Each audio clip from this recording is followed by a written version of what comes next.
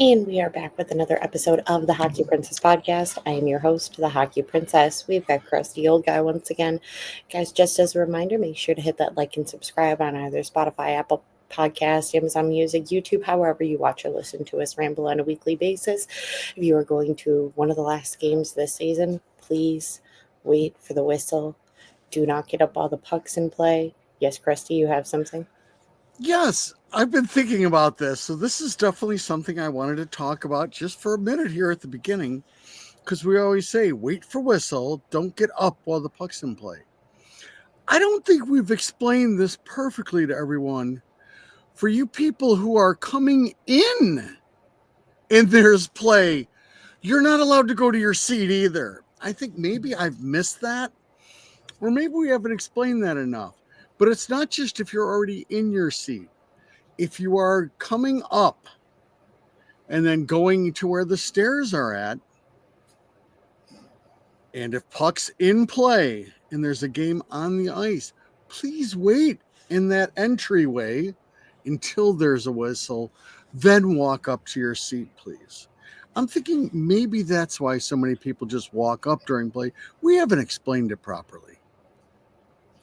Yeah, so if the game is going on, stay still. You don't have to stay still. That's a Don't little rude, but don't get no up and down, okay? No go up and down.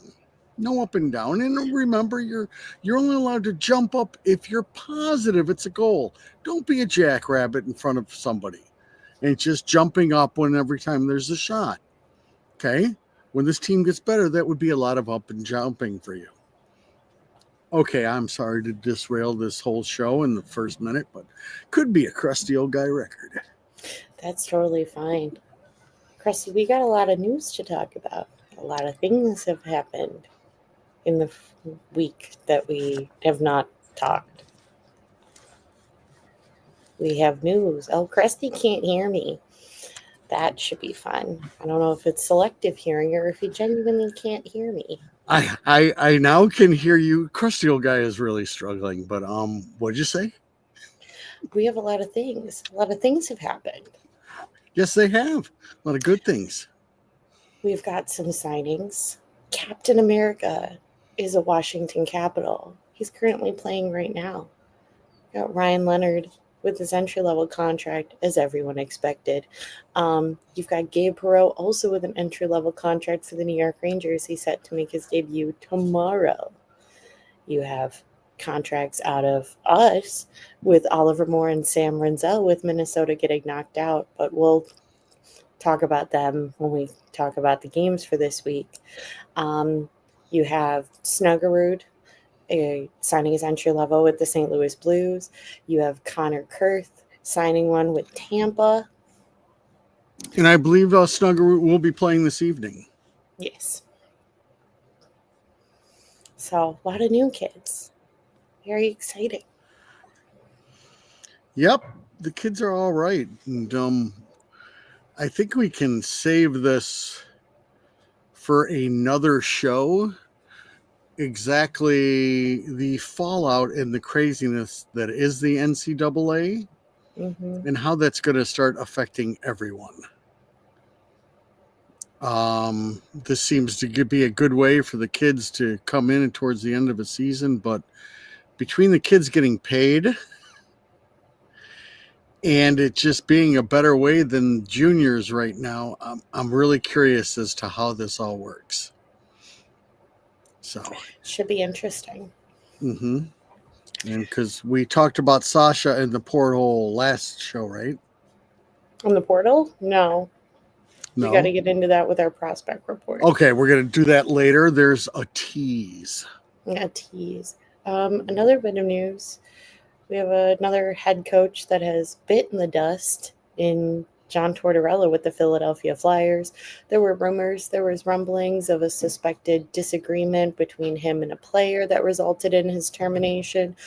We really don't know, but Torts is gone. And now everybody likes to pose the question with every other head coach that gets fired or let go or whatever. Will they be the new Chicago Blackhawk head coach?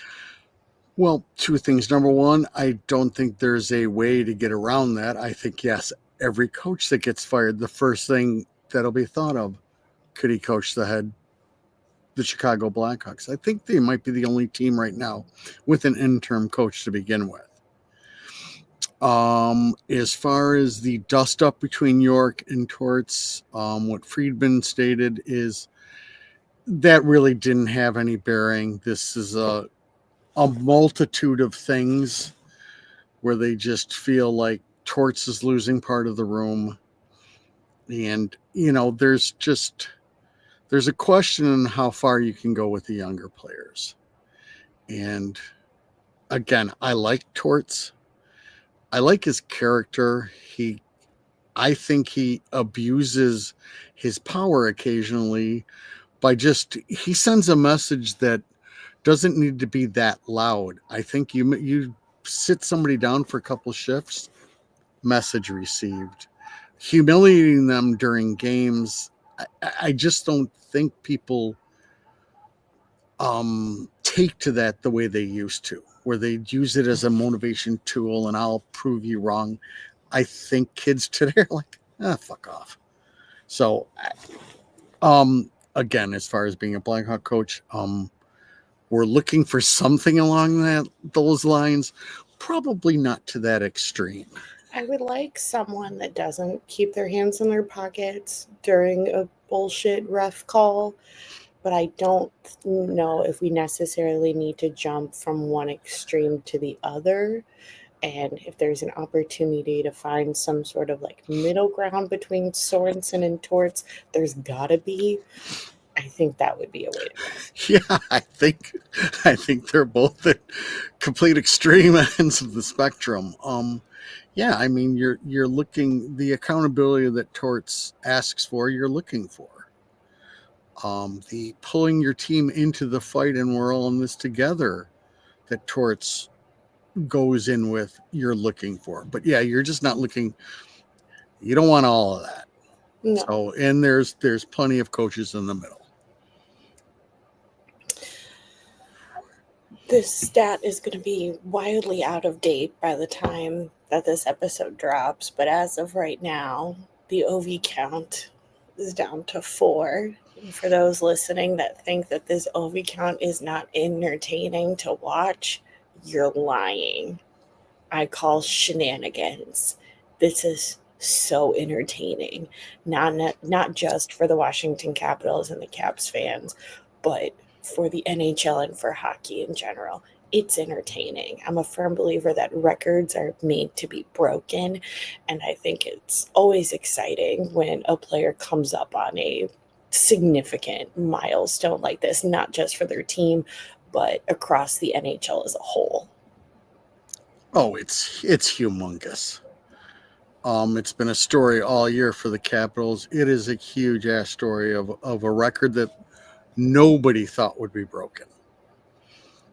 Again, there's a little bit of fuel for Ovi to finish it off quickly, so he can do it in hopefully as many games as Gretzky, because he doesn't want to even give Gretzky that one. He's going to go way past Gretzky. I'm curious to see what the NHL does. I would assume it's a complete game stop. And I don't know if they give him the mic or not. I know for Gretzky, he was given the mic. There was a whole to do. So I don't know if Ovi gets that. I don't even know if Ovi wants that.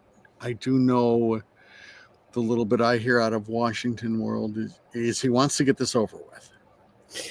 Which I think that makes sense. Getting this close to the record.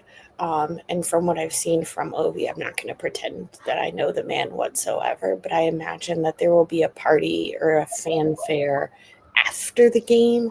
I don't know if he wants something necessarily like during gameplay.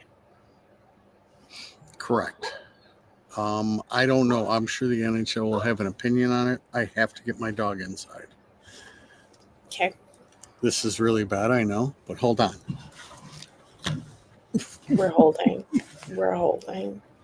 because Krusty needs to put Rue back in the house, because Rue probably saw the neighbor and was like, oh my gosh, Let me be so loud.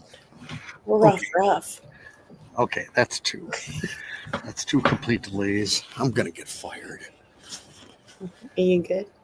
Yeah, I'm good. I just feel bad. My neighbor, she works all day, so the dog's in all day. My dog was out, so she goes to let her dog out, and now she just bum rushes her dog in. So I feel bad. Mm. That's all. Krusty, you got anything else in the NHL world? I don't believe so. It's a good world. I think we went over everybody that's going to be starting. I don't think there's any of the major injuries. I was watching most of the Florida game. Oh, speaking of Florida, Seth Jones had an assist tonight. Yeah, just basically a setup with a cheat. Seth has been playing great, but I don't care. Man's been playing great, and we get to acknowledge it on our show because we can. Barkov went off. I didn't see the play though, so that's something that could be huge. But that's about I think that's all I got. All right, let's get into our prospect report. We're in the midst of Frozen Four stuff. We're in the midst of OHL playoffs.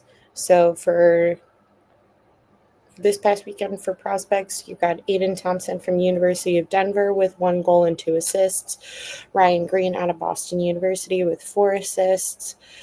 You've got Misiak out of the Erie Otters with 4 goals and 1 assist. Saturday night it was a hat trick.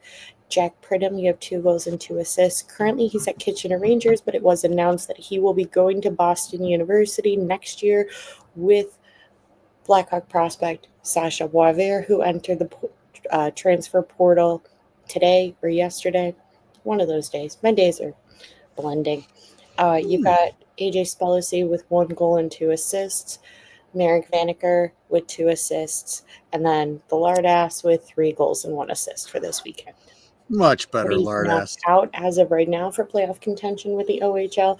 But with the Frozen Four, you have University of Denver, Boston University, Penn State, and then Western Michigan University. Okay. Yes, and all Denver does is win.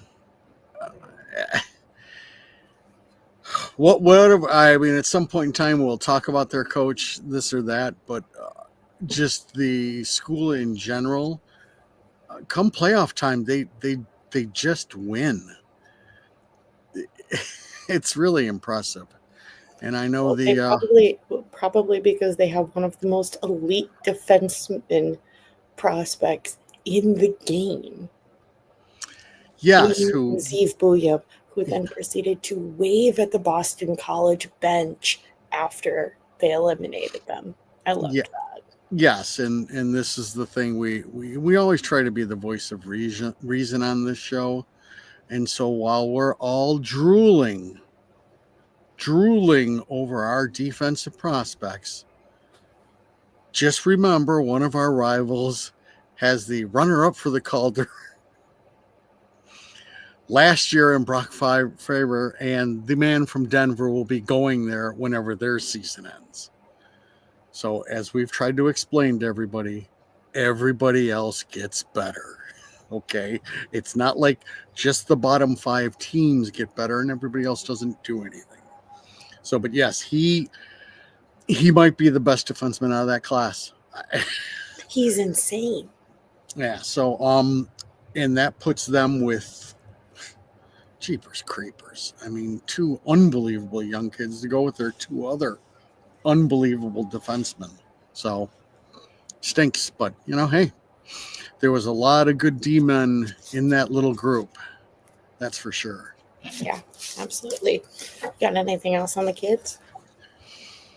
No, I didn't have anything else on the kids. I am curious, though. I put the ask out to just one person on X, and I'm going to put the ask out to more as far as our Phil and our Ben. Oh, I want to know how much Sasha's getting paid. So far, it's been crickets as to how much he's getting paid. So I am curious how much he's getting paid to make the move. And that's where this whole thing gets really weird about paying college athletes. And they don't get paid in juniors. And I don't know what juniors is going to do. At some point in time, Team Canada, the whole entity, has to start paying these kids more. Or else, why wouldn't you go down and play in a college where you have a big time facility, the college life, and you're getting some good coin? So, we will hopefully have a whole show on this over the summer and kind of see how they try to even all of this out. All right. All right. Was that too much? No. Next up, guys, we went to Rockford. I made Christy go with me because why not? They played Friday, unfortunately lost, but Saturday they won. And that was great because Manitoba is really not that good of a team. It was fantastic. Like I said last week, Rockford's just the Sam Savoie show right now. Sam looked great. Hayes looked good. Ludwinski looked good. Nolan Allen looked significantly less feisty, but I don't know if that's just the difference in opponent. And once again, Drew Camasso said, "Shut up with all the Spencer Knight talk. I'm right here." Yeah, it was a fun game. I mean, I thoroughly enjoy going to that rink. It holds about 5,000. We usually do the good thing, and we sit usually where season ticket holders sit. So it's people that are extremely vested in the game, which I really enjoy. As I said, I love watching people get juice out of anything. Anything that brings people juice and some happiness, I am like, dive in.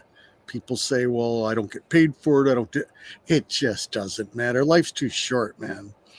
And Rockford looked okay. I mean, sloppy, but okay. It'll be interesting when everybody goes down for the playoffs, what they're able to do.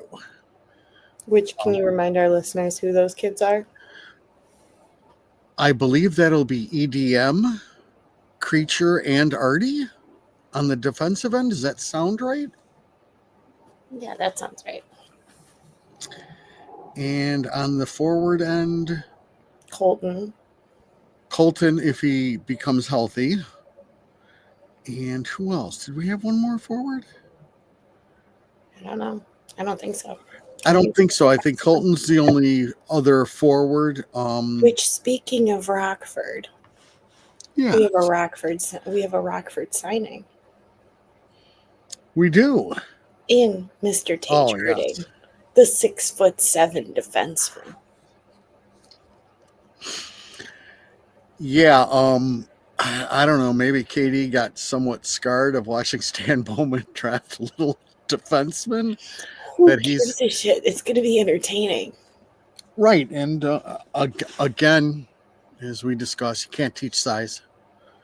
And again, 6'7", if you're able to be a stay-at-home defenseman on the third pair, you make a decent living doing that. And there's always a need for that, especially people with big bodies that can handle themselves through a playoff run. And that boy's got the body for it. We'll see where the rest of it goes. We remember the Svenberg. He was also 6'7" or 6'8". Well, it is what it is. But again, you get as many prospects as possible, and you hope some of them stick. So it was fun. Yeah, I like going to Rockford because everyone's just very dialed in, and you got to give them credit for being dialed in to all the young kids. Yeah. As I said, there's, like anything, especially the AHL, there's two different sets that are at the game. You've got a lot of families with little kids who it's a real fun, entertaining thing. But then you have a core of fanatics, which I identify with, that are, they're used to, their teams get turned over every year because they understand that they're a feeder organization. But They get into the game, they have a lot of fun there, and like anything, especially at that level, they expect effort. Um, it's about the only way you get booed off the ice and you get really heckled is if you're not busting. So, yeah, very fun. Very, very fun. Their number is now down to 5 until they make playoff contention. I'm really hoping they can flip with Chicago and not have to do the weird sudden death round, but we'll see. Um, so they need to move up one more spot to not have the sudden death. Yeah. Okay. Yeah, that would be nice. I hate that Which, little I thing. mean, hold on, we're going to look. Because as of last week, they were only like 6 behind. Yeah, and for those of you who aren't very aware, the AHL does a little. I guess it's like basketball, which I don't watch, but basketball has like a gazillion playoff. They're 4 points behind Chicago and putting them. Because is it the top 5? I believe it's the top 5, but there's a play in between 4 and 5. Is that correct? Well, they're 4 points behind Chicago, who's at 4. Who's at 4? I believe that all that does is give them home ice for the play-in. I believe they are stuck at the play-in. I think that's how that worked. The other 3 teams get a little bit of a breather, and then you play the top team. If I am not mistaken, we'll work on that for next year and find out somebody we can really dial in and talk to at Rockford. Because I think besides Sammy maybe coming up to the big club, the rest of these kids that are coming and going to be signing are going to go to Rockford. So, But still should be exciting. yes. Right. To the big club. Yeah. Because Yeah. we haven't won anything. Right, but it doesn't matter now. Because we're free of Seth Jones. Yes, because we're free of Seth Jones in his locker room in just craziness of wanting to win. Now we have basically removed everybody who wants to win. So we're good. Just kidding. No, there's, now is the talk. It's all the kids now. Yep. So this is the coming out party for the kids.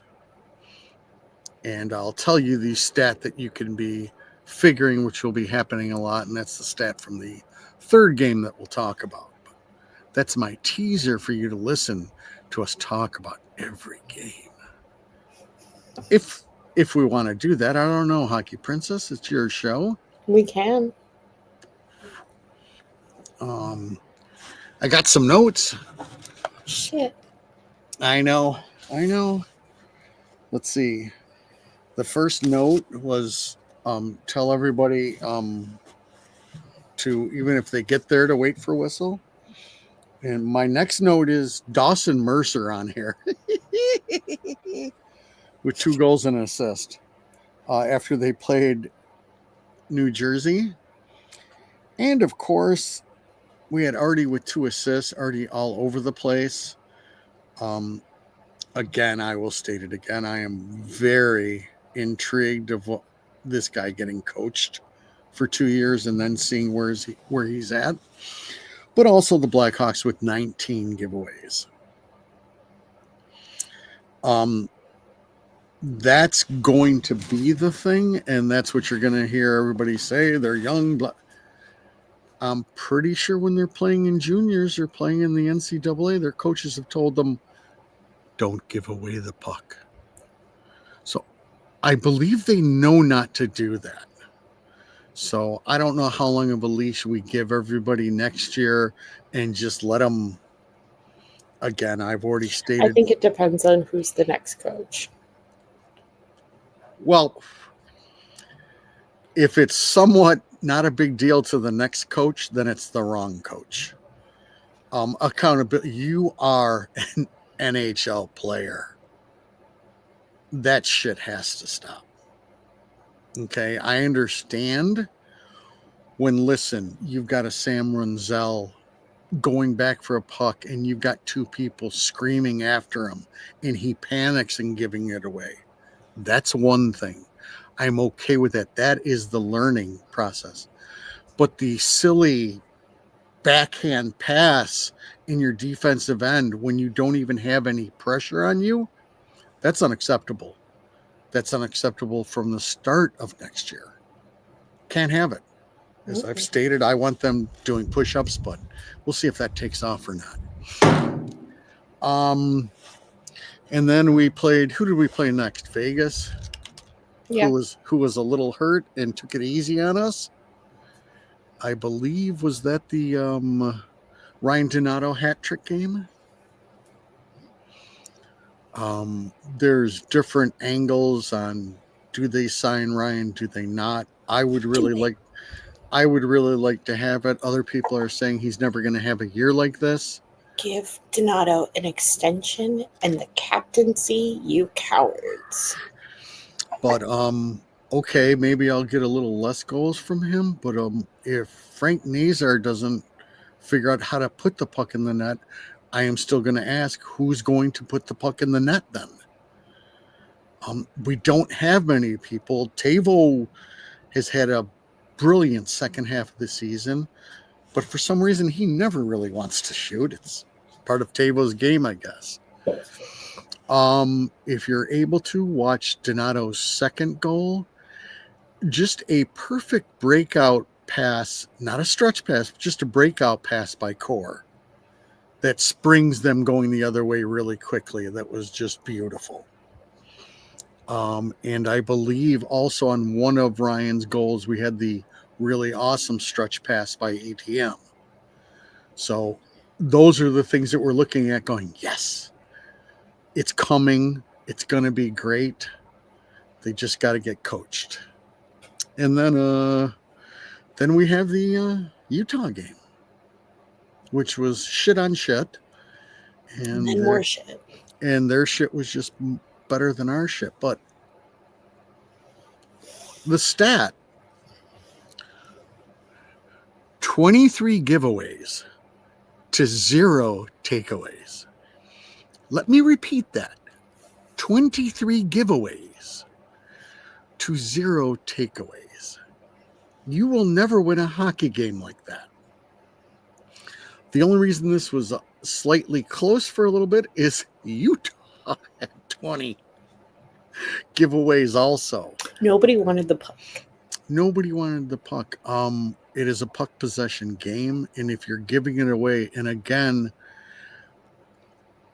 I don't want to harp on this too much, but I do want to point it out. At least 50% of those giveaways are completely unforced. What I like to call just a lazy giveaway. So, I think that's all I had from the Utah game. You were there. What else did you think? What's going on with 98? Can we talk about it a little bit? We're not going to hype, but go ahead. Something seems off. Yes.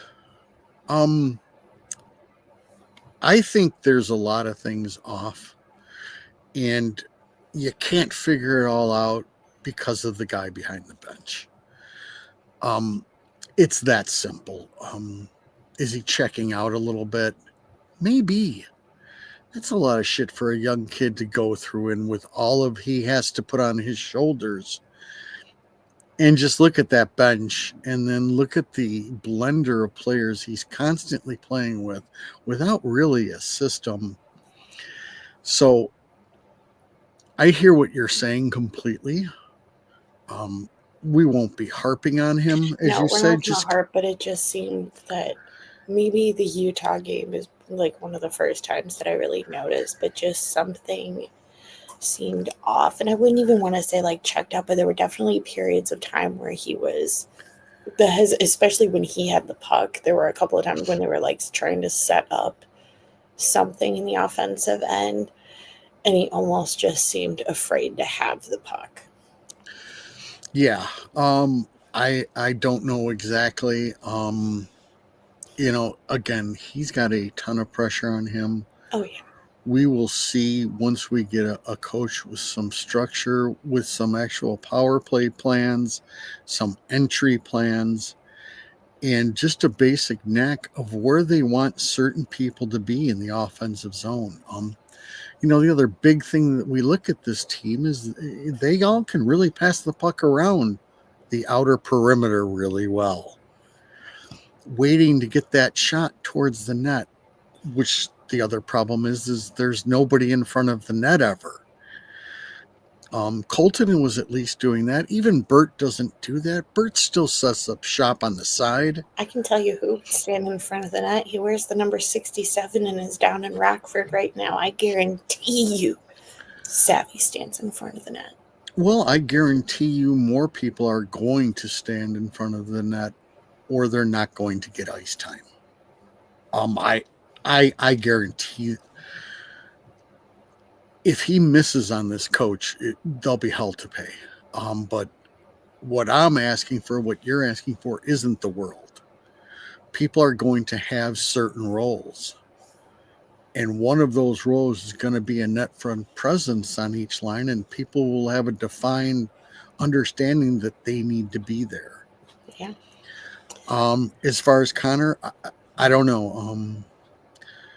The one thing that people start to notice is the speed, the initial two-stride quickness, which I am sure he'll work on um, this summer.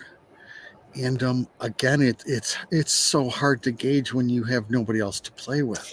That makes sense. No, definitely makes sense. What were your thoughts on the kids on Sunday? Um, I think you had some really great things from Sam.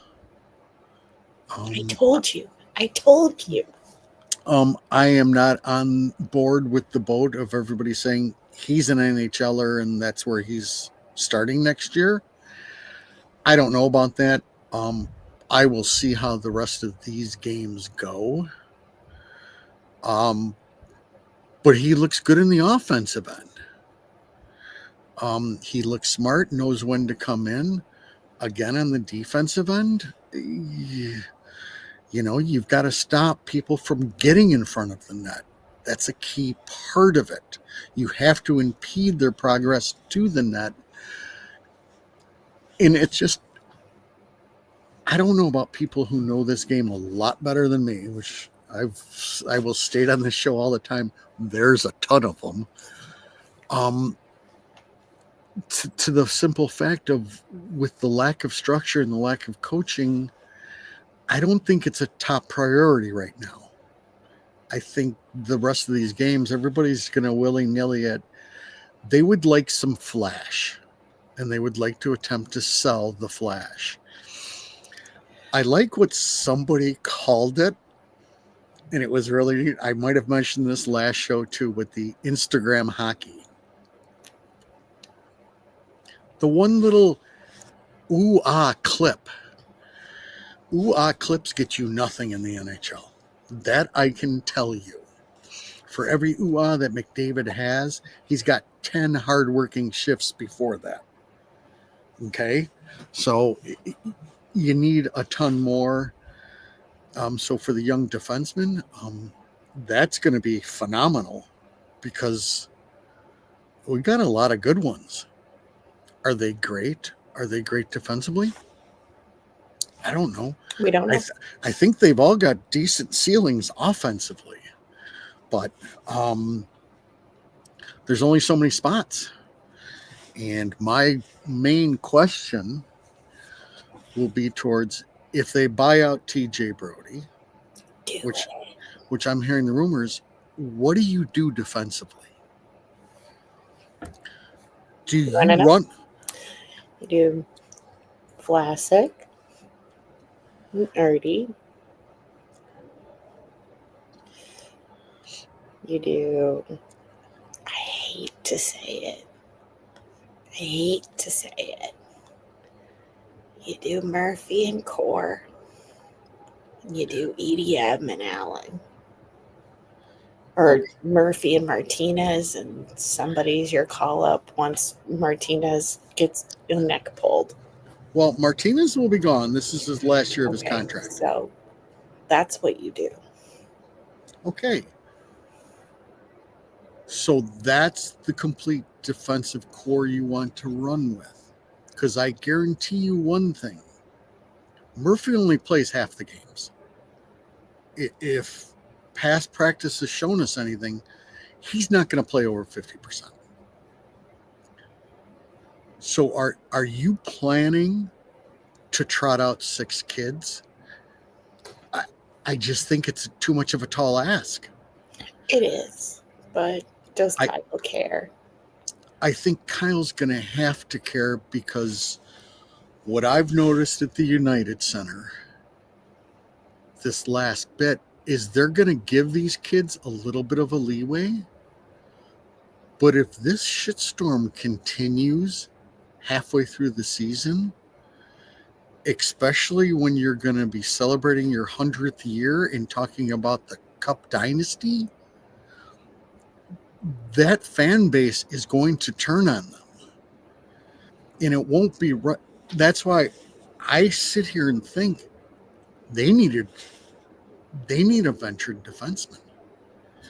They're going to need to pick somebody up who can do some minutes and shelter some of these kids. I It's don't know what that. almost like we Well, maybe should have kept number 4.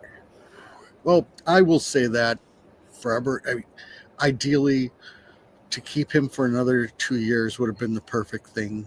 Obviously, Seth had it with the way management treated him. Can't blame him. Can't blame him. That's neither here nor there now. He's in Florida.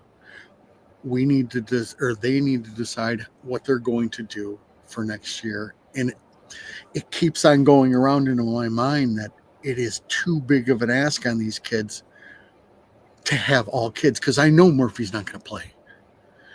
He just Also, that's a lot on Vlasic too. exactly, and the pickle has taken a step back this year. Why? Well, probably number one is he didn't get to play with Seth Jones. Um, you know, that's a guy that can cover up some stuff for you and gives you a nice outlet. You know, whether everybody liked him or not, but something like that would be helpful. I don't know what that looks like. I don't know how that's done. I understand the complaint that you're going to block one of these younger kids. But at the end of the day, you're not blocking any. We're building. We are building. And I need to treat this defensive core with kid gloves as far as their confidence in what we are going to do with them. Because I'm sorry, it seemed like that whole crowd and the media is already ready to turn on core. So just think if it's all kids and things go to shit, they're going to turn on all of them. So we can talk about that a little bit more over the summer, but that's my one main concern. As far as the other kid, more to be revealed. I need to see more, play more. I will say the lines for today's practice were very much switched. He's not on the slow person line anymore. Oh no, They it's ran a the speedster line, and you've got Slaggert, Moore, and Reichel. yes, and that's what you want to do. We're looking for offense right now, maybe not exactly defense, but yeah, I want to see what Moore does with another playmaker and another decently speedy worker bee in Landon. But that's what you want, and put all the old people on the last line. It works out perfectly. Um, that'll change for next year, but ideally, the Dick comes back next year, and you have a set up perfect checking line. And again, does the next coach put Tavo on a checking line? That's been the screaming is, put Tavo up with Bedard, but Tavo has done so well with everybody else. Don't move Tavo off of Mikheyev. Yes. Oh, I got a barking dog. Hold on. Can I go get the barking dog or no? Go get the dog. She's Yeah, I very understand concerned. the appeal of putting Tavo on the Bedard line, but I don't think it's realistic. I think maybe it works a game or two periodically, but I don't know if it's necessarily a long term solution. But that just goes back to what I've been harping about since the start of the season, or at least the first couple of weeks in the season, that I think everybody has the expectation when Tavo returned that he was going to return as 2015 Tavo. And yes, 2015 Tavo would have been perfect on a Bedard line, but he's a very much different player now. Not better for worse. He's a very different guy than he was 10 years ago. So I Yeah, don't know if it's necessarily a long term solution. yeah, that I really don't know. As you know, your listeners are finding out I don't know very much. Um, but that's the other question: is how do we actually? What is the game plan, and how will we be handling the Beacon of Hope next year? And what I mean by that is what is the best pos- position for him and the best place for him to be and with whom to give him the best way to succeed. I don't know what that is. I mean, I really don't. I almost didn't mind the fact that his points might have been down and his flash game might have been down, but him playing with Donato and Mickey Mouse has not looked bad. Mm-mm. And they've looked good defensively. Their next question is, are you planning to match up the Beacon of Hope against everybody else's number one line? I've got to figure once we have a real coach, that real coach is going to say, I have a shutdown centerman. He's going to take the top line, and the Beacon of Hope will match up against the second line, which, hey, on any of these good teams is a really good, you know, second group Second anyways. line person is like Dreisaitl. Right, could be. I mean that's a tough ask. You know, you No, but I'm saying right. like, some of the it's not a demotion for him if he's matching up against the second line, because some of these teams are so stacked with depth that their second line centerman is in honesty just as good as their top one. It's just kind of who gets it. Exactly. So that'll be their next thing because we need to put him in the proper position at all times. Um, he's just too talented. I need to build things around him. I need to decide where I want him setting up. And that's the other thing. I probably don't want him setting up a lot in front of the net because of that shot. I want that shot out there. Yeah.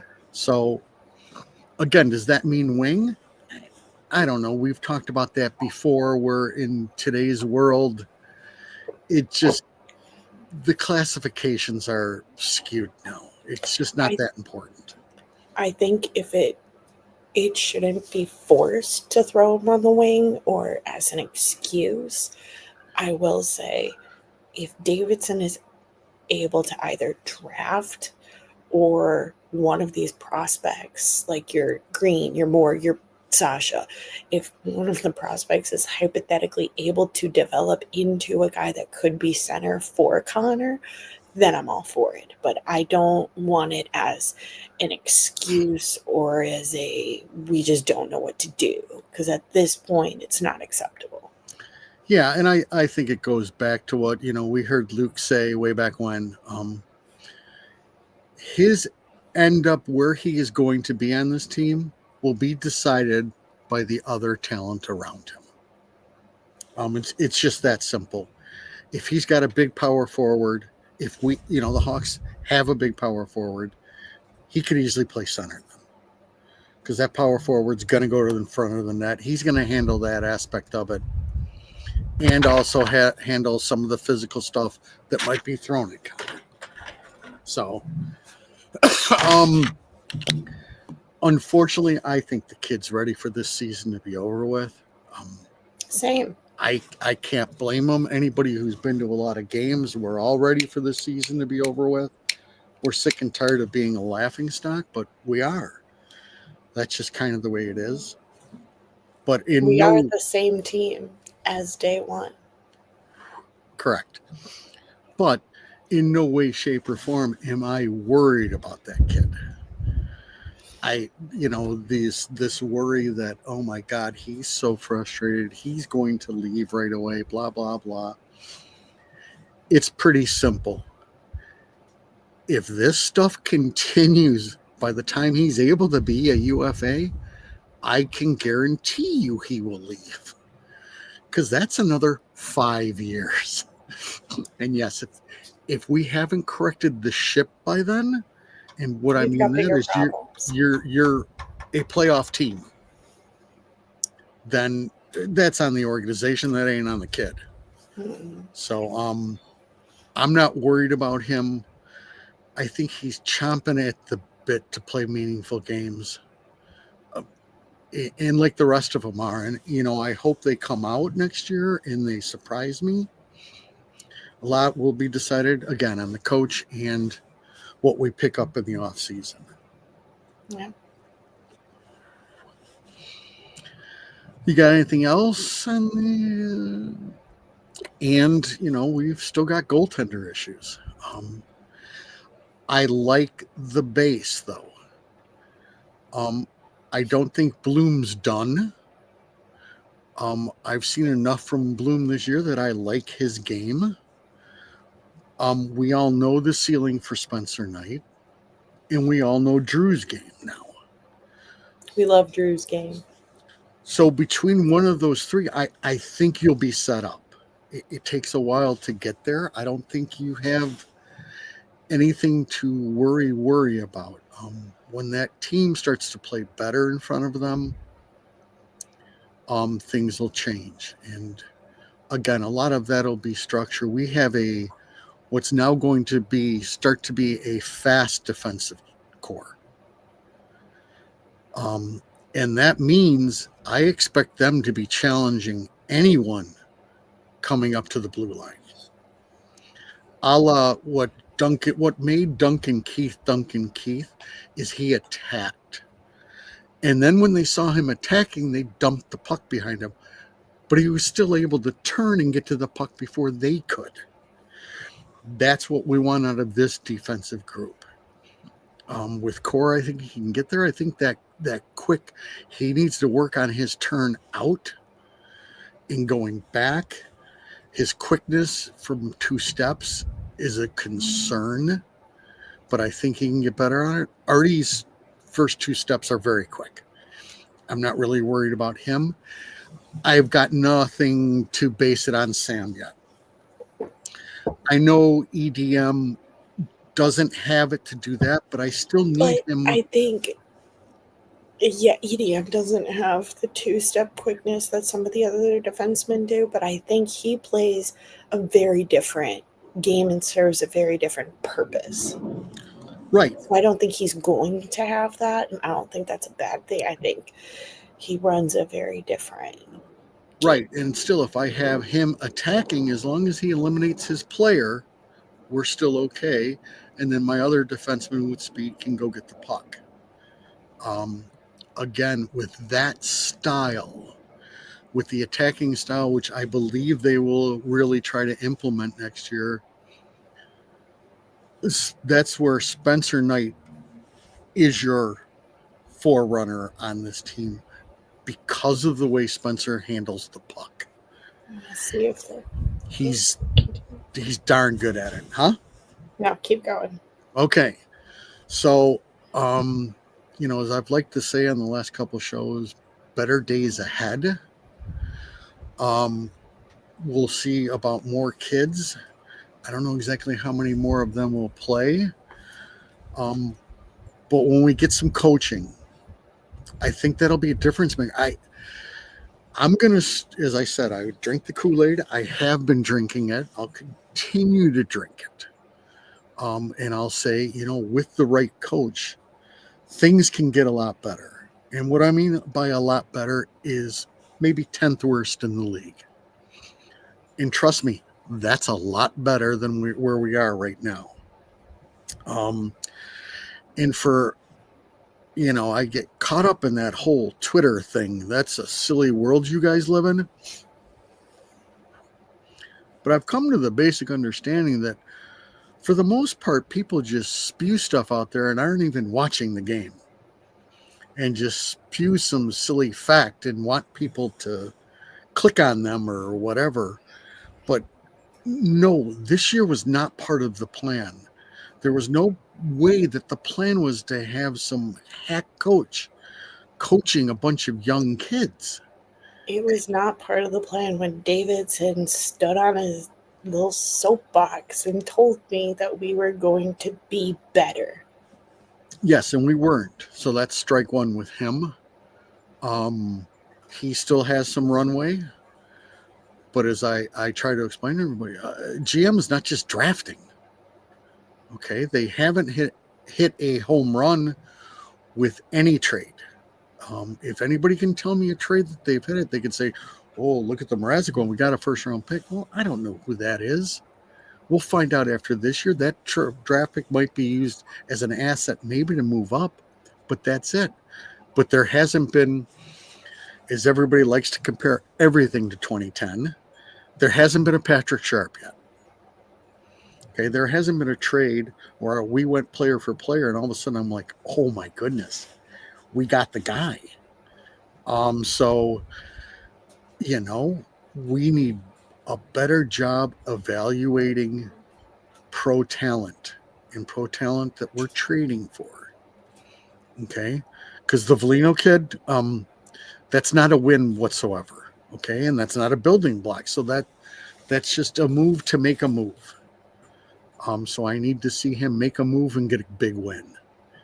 Because as much as people think I hate Kyle, I think he's got a smarmy edge that bothers me. But at the end of the day, man, I want him to succeed. I want everybody to be throwing shit at me, making me eat crow. But I haven't seen that yet.